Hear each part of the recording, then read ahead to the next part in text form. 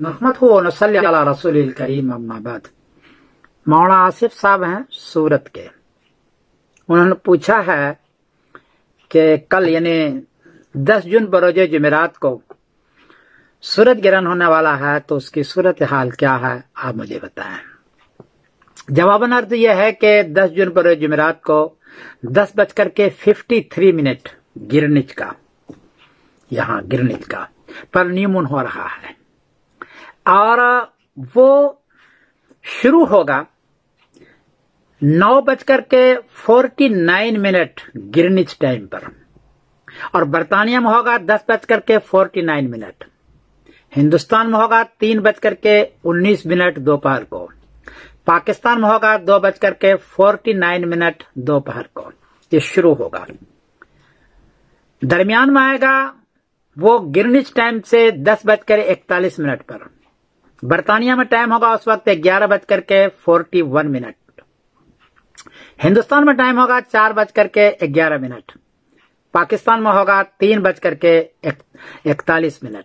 ये बिल्कुल दरमियान में आएगा और ये ग्रहण खत्म होगा गिरनिच टाइम एतबार से 11:33। बर्तानिया में टाइम हो चुका होगा 12:33। हिंदुस्तान में टाइम होगा 5:03 शाम। पाकिस्तान में होगा 4:33। ये सूरत हाल होगी सूरज ग्रहण का। लेकिन सूरज ग्रहण का जो साया पड़ेगा वो बर्तानिया में हल्का सा पड़ेगा, इंडिया पाकिस्तान बांग्लादेश में बिल्कुल नहीं पड़ेगा। इसका साया जो बीच में पड़ने वाला है वो पड़ेगा नॉर्थ पोल में। कुछ हिस्सा कनाडा और अमेरिका में भी नजर आएगा, लेकिन बीच का हिस्सा है नॉर्थ पोल।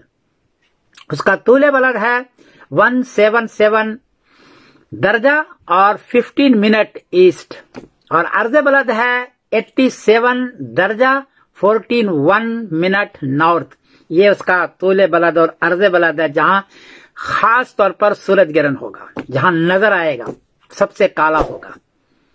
ये सूरज ग्रहण रहेगा पूरा का पूरा वो 3 मिनट और 47 सेकंड। 3 minute 47 second.